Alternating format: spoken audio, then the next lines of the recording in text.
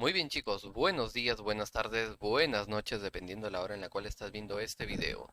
Hoy tenemos el curso de Historia Universal. Para ello, espero que te encuentres muy bien en casita, con todos tus materiales listos, y pues el día de hoy empezamos. Lo que vamos a tomar como tema de clase va a ser Roma, pero ya hablando de parte de la República, la segunda parte de la República, ¿no? Nosotros hemos visto Roma, la etapa de los reyes, la monarquía, la primera parte. Hemos visto Roma en república, que ha sido el tema de la semana pasada. Y ahora vamos a ver la segunda parte de la república, ya finalizando la república para poder llegar al imperio. Primero, algo que tenemos que destacar dentro de la república, desde luego, va a ser su política. ¿Cómo es que se desempeñaron? ¿Cómo es que se desempeñaron políticamente dentro de Roma? ¿Por qué? Porque sabemos que ya no existen los reyes. Ahora, ¿cómo es que se organizaron? ¿Cómo se organizaron mediante su política? Los principios que tomaron en cuenta para poder desarrollar este periodo de la República, los principios en cuanto a la política, fue principalmente la separación de poderes, el carácter electivo. Sabemos que durante la época de los reyes no eran electos, no separaban los poderes, es decir, el rey tenía todo el poder. Entonces, los principios que van a utilizar aquí en Roma, República, van a intentar dividir los poderes. Cada poder se va a dedicar a un asunto. Así como en el Perú está el poder ejecutivo, poder legislativo y poder judicial, lo mismo sucedió en Roma antigua. Separaron los poderes. Y para poder elegir y para poder designar a sus autoridades, se utilizó el carácter electivo y también temporal. Es decir, tenía cierta duración de tiempo su cargo. Además, además, tenían carácter representativo de las autoridades. ¿Qué quiere decir? Que las autoridades representaban a aquellos que los habían elegido. Entonces tenía un carácter representativo. Dentro de las autoridades que vamos a ver dentro de Roma, vamos a ver principalmente grupos. El grupo de los magistrados, el grupo del Senado y el grupo de los comicios o asambleas también. El grupo de los magistrados, dentro de ello, dentro de las magistraturas, podemos entender las magistraturas como, lo vamos a tratar de asemejar a lo que nosotros tenemos, ¿ya? Una magistratura era como un ministerio. Estaba el Ministerio de Economía, estaba el Ministerio de Justicia, estaba el Ministerio de Ambiente. Entonces, eso mismo era la magistratura. Eran autoridades que se dedicaban a una, eran autoridades que se dedicaban a una función. Por ejemplo, el cónsul. El cónsul, o los cónsules, porque fueron dos, los cónsules se elegían para sustituir, para sustituir, para sustituir a los reyes. Pero mira, estoy diciendo, se elegían. Entonces no era solamente una autoridad que llegaba, sino era una autoridad elegida. Su cargo duraba un año. Su cargo duraba un año. Y solamente, disculpe, se elegía durante un año. Y el cónsul representaba el poder ejecutivo, representaba el poder legislativo y se encargaba de dirigir el Estado. En caso hubiera un conflicto o una guerra, el cónsul se convertía en dictador y pasaba a dirigir todo el país, todo, toda la República Romana. Entonces el cónsul era una de las autoridades más importantes. Luego estaba el pretor. El pretor se encargaba de administrar justicia, como el Ministerio de Justicia. Entonces estaba ahí el pretor. El cuestor se encargaba de toda la parte económica, de recaudar impuestos. El censor se encargaba de la administración de la población, de la administración de la población. El edil, el edil era lo que se conoce hoy como, por ejemplo, como alcalde. El edil administraba una pequeña ciudad, era una especie de alcalde. Y el tribuno, y el tribuno, pues que era el conjunto de, o bueno, un grupo de la plebe, un grupo de plebeyos que intentaban defender sus derechos dentro de las magistraturas. Pero esto se agregó ya más adelante. Luego está el Senado. El Senado, el Senado dirige toda la política exterior. Todo lo que viene a ser política exterior lo dirige el Senado. Administra también administra justicia, pero recuerda que el pretor, que también administra justicia, lo hace a nivel local. En cambio, el Senado lo hace a nivel general. Lo hace a nivel general, lo hace a nivel ya de república. Además, fiscaliza el tesoro público. También se encarga de la economía, pero a nivel general. Asesora a los magistrados. Asesora a los magistrados, una especie de consejeros. Disculpa, y además ratifica los plebiscitos. Muchas de las leyes que se aplicaban, entonces, a veces algunas leyes no estaban de acuerdo, con otras sí, y el Senado se encargaba de darle el voto de confianza. Elegían esta ley. Entonces el Senado decía, está bien, esta ley se va a realizar. Entonces ratificaba las leyes.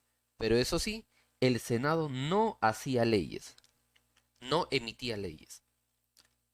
Daba su opinión, pero no emitía leyes. Y después estaban los comicios o asambleas. Los comicios o asambleas. Estaba, por ejemplo, la asamblea curial, que era para los patricios, la asamblea centurial, que era para los militares, y la asamblea tribal, que era para los plebeyos. Entonces vemos que poco a poco se logró adentrar también a los plebeyos dentro de la vida política. Y esto lo vamos a ver cómo lo lograron. Cómo lo lograron mediante la llamada lucha por la igualdad. Sabemos que durante la República los plebeyos fueron bastante discriminados por su condición de ser plebeyos. Entonces, los plebeyos poco a poco lograron su igualdad. ¿Cómo?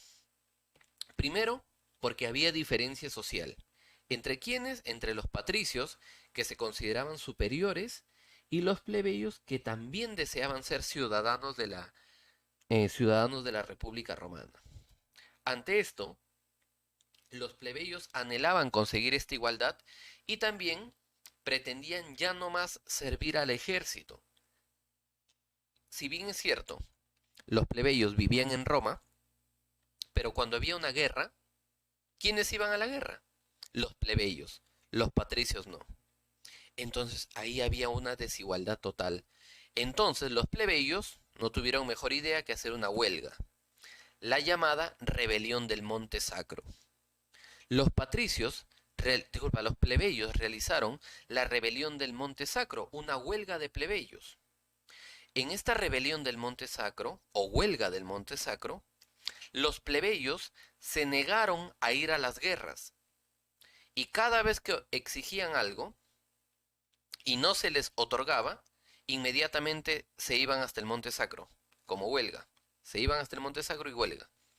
Entonces los patricios aceptaban sus pedidos, regresaban. Exigían otra ley. No lo aceptaban los patricios, se iban al Monte Sacro. Lo aceptaban, regresaban. Entonces hicieron una huelga contra los patricios. Y para evitar este, este inconveniente, pues por la falta también de personal para el ejército, los patricios decidieron emitir la ley de las 12 tablas, en la cual, con esta ley, se inició la igualdad entre los plebeyos y los patricios. Dentro de ella se emitieron varias leyes, las cuales obviamente vamos a nombrar algunas, como por ejemplo la ley Canuleia. En la ley Canuleia se autoriza la igualdad civil. ¿Qué quiere decir? Que ahora, por ejemplo, un patricio con una plebeya se pueden casar. Antes no se podía. Imposible que un patricio se meta con una plebeya o una patricia se meta con un plebeyo. Imposible. En cambio, con la ley Canuleia, estos matrimonios se legalizan. Matrimonios entre diferentes clases sociales. Solamente patricios y plebeyos, ¿ah? Luego está la ley Licinia. En la ley Licinia se autoriza a los plebeyos a ocupar cargos públicos. Por eso, diapositiva anterior, que poco a poco los plebeyos se van adentrando también en la vida política y ya pasan a ser parte de los tribunos, de los comicios, de las asambleas. ¿Ves, chicos? Muy bien. Luego está la ley Claudia. En la ley Claudia se prohibió a los senadores dedicarse al comercio internacional, porque muchos de los senadores realizaban contratos o bueno, acuerdos en los cuales se beneficiaban ellos mismos. Entonces la ley Claudia prohibió estos comercios internacionales. Otro, la ley Ogulnia. La ley Ogulnia permitió el acceso de los plebeyos a los cargos eclesiásticos. Aquellos que se dedicaban a la vida religiosa solamente podían ser patricios, pero con la ley Ogulnia pueden también ser incorporados los plebeyos. Luego está la ley frumentaria y la ley agraria y la ley frumentaria. La ley agraria, pues la entrega de tierras para los plebeyos, y la ley frumentaria, que disminuye el costo del trigo para poder alimentar a los plebeyos. Esto fue impulsado por los magistrados Tiberio y Cayo Graco, los llamados hermanos Graco, la ley agraria y la ley frumentaria. En general hay muchas leyes más, pero estas son las principales que permitieron la igualdad entre plebeyos y patricios. Pero esto no fue de un momento a otro, sino fue gradual. Fue gradual, fue uno primero, otro segundo, tercero, cuatro, y poco a poco los plebeyos fueron adquiriendo la igualdad que tanto habían pedido. Dentro de la República, ya finalizando los últimos años, ocurrió la llamada crisis de la República, debido a que durante la expansión romana,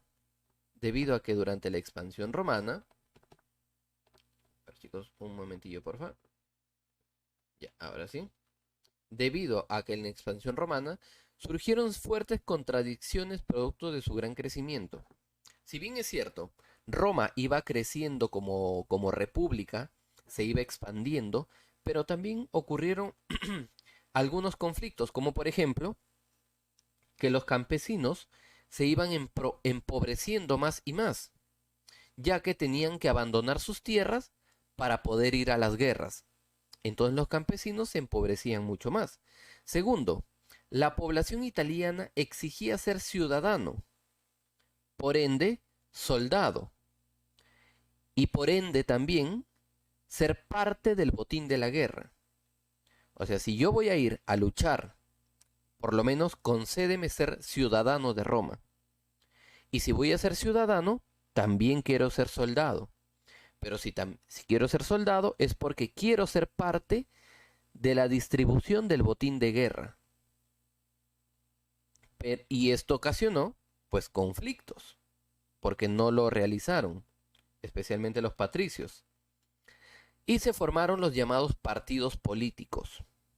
Se forman dos bandos, el partido senatorial, que estaba a favor del Senado, y el Partido Popular. Y el Partido Popular que estaba pues a favor de los plebeyos.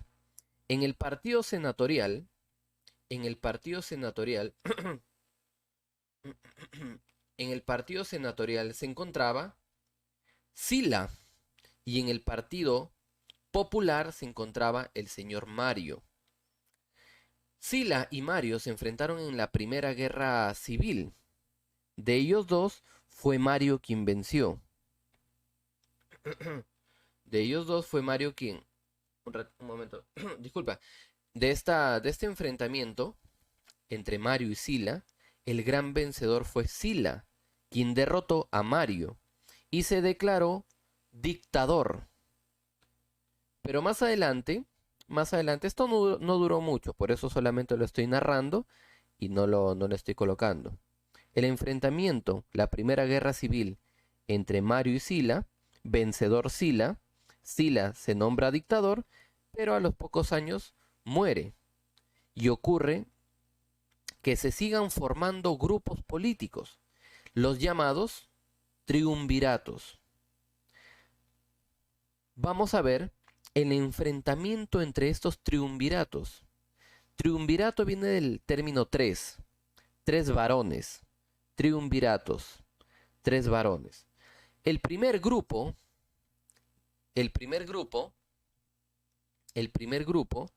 fue el grupo conformado por Pompeyo, Craso y César. Ambos como si fueran tres candidatos políticos, ¿no? Estos tres intentaban llegar al poder. Pompeyo, Craso y César.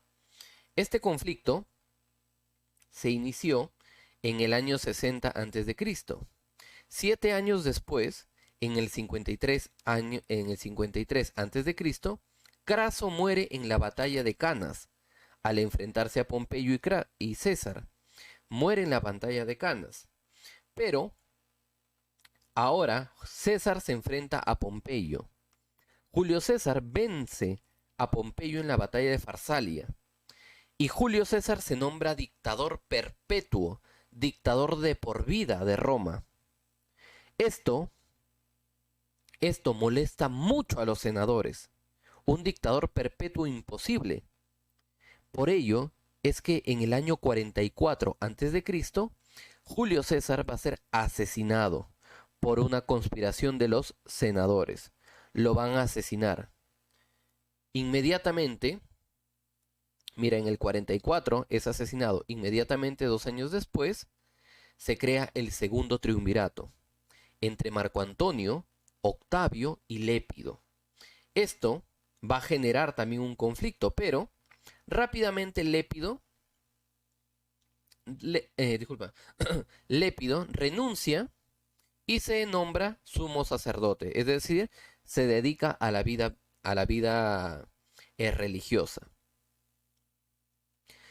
Los únicos que quedaban era Octavio y Marco Antonio, pero Marco Antonio descuida su vida política por ir a convivir a Egipto. En Egipto se enamora de Cleopatra. Incluso se queda a vivir allá junto con la reina egipcia Cleopatra, que antes había sido esposa de Julio César, por si acaso, que había sido esposa de Julio César. Incluso con Julio César tuvo un hijo. Marco Antonio, al ver la belleza de Cleopatra, se queda en Egipto, pero Octavio lo sigue hasta Egipto, se enfrenta a Marco Antonio, lo derrota en la batalla de Actium, lo derrota en la batalla de Actium en el 31 a.C. Y tras esta victoria, Octavio es nombrado por el Senado como Imperator César Augusto, es decir, Emperador Augusto. En el 27 a.C., Octavio es nombrado emperador y se le cambia el nombre a Augusto. Con este hecho inicia inicia el Imperio Romano. Ya dejamos atrás la República e inicia el imperio con el primer emperador, Augusto. Recuerda que Augusto es Octavio, al cual se le cambió el nombre nada más. ¿Sí? Entonces, chicos, con eso estamos terminando el día de hoy. Espero que haya, por supuesto, quedado todo entendido. Por ahí te recomiendo que repases nuevamente. Y con eso, yo el día de hoy me despido. Nos vemos en la tardecita para poder desarrollar todas las preguntas que tengo listas para ti. Con esto me despido, chicos. Bye, bye, bye, bye. Eso es todo, amigos.